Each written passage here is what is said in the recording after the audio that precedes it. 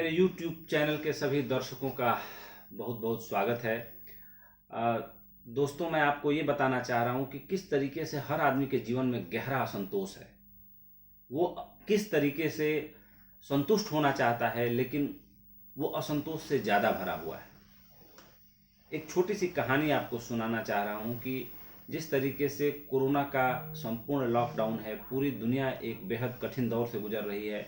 हिंदुस्तान में जिस तरीके से केंद्र और राज्य की सरकारें एक बहुत बड़े स्ट्रेस में हैं, लोगों के लिए कैसे ज़रूरी संसाधन जुटाए जाएं, कैसे आर्थिक स्थिति को दुरुस्त रखा जाए, इन तमाम चीज़ों की चिंता जो है जनप्रतिनिधियों समेत राज्यों के मुख्यमंत्री और प्रधानमंत्री के माथे की लकीरों के साथ देखी जा सकती है।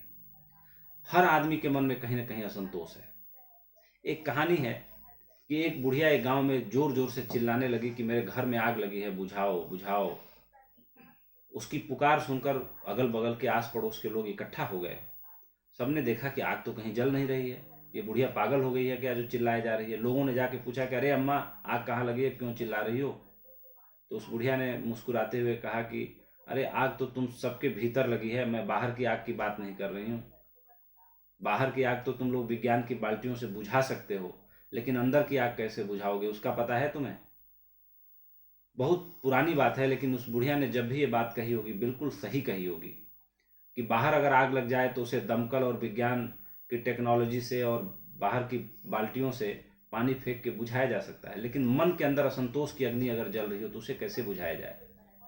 ऐसे वक्त में जब दूर दूर तक कुछ दिखाई नहीं दे रहा है कि कोरोना के बाद दुनिया कैसी होगी, हमारी नौकरी रहेगी कि जाएगी, हमारे बैंक में जो रखा पैसा है वो कितने दिन चलेगा, हमारी तनख्वाह कटेगी या बचेगी, या नौकरी रहेगी या जाएगी, इस तरह की तमाम चिंताओं ने हमारे देश की 90% से ज़्यादा आबादी को अवसादग्रस्त कर दिया है। ऐसे में ज़रूरी है कि विज्ञान की बाल्टियों के बजाय अध्यात्म की बाल्टियों पर भरोसा किया जाए। अपने मन को और स्वस्थ और संतुलित बनाए रखने के लिए हमें स्पिरिचुअलिटी को प्रैक्टिस करना चाहिए, यानी अध्यात्म की तरफ जाना चाहिए। और सिद्ध पुरुषों की वाणियाँ, कृष्ण की गीता, महावीर के वचन, बुद्ध के वचन, कबीर के वचन, मीरा के वचन, रैदास के वचन, दादू के वचन, चैतन्य महाप्रभु के वचन, इन लोगों से हमें संसर्ग करना चाहिए। उनके जीवन से जुड़ी बातों पर हमें गौर करना चाहिए।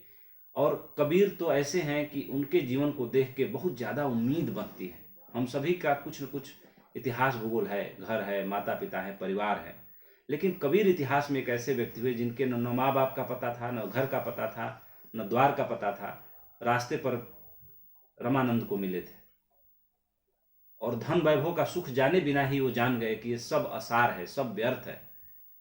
हमारे देश में इतिहास रहा है कि तमाम राजा महाराजाओं के बेटे जब महलों के सुख से ऊब गए तब उन्हें अध्यात्म का पता चला। ऐसे में हमें कबीर से भी सीखना चाहिए, जिनके जीवन में न कोई महल था, न कोई अटारी थी, न कोई सुख था, न सुविधा थी, फिर भी उन्हें पता चल गया कि सब व्यर्थ है। और अगर कोई सार्थक और कोई सात्विक चीज है तो वो है अपने मन की संतुष्टि। और अगर कुछ पाना है तो संतुष्टि पानी है, और किसी चीज को अपने से दूर रखना है या उसके ऊपर विजय पाना है तो असंतोष के ऊपर विजय पाना है। तो दर्शकों, उम्मीद है कि आप जरूर इसे अभ्यास करने की कोशिश करेंगे और अपने जीवन को ज़्यादा शांति और संतुष्टि से परिपूर्ण करेंगे। इसी उम्मीद के साथ आज इतना ही।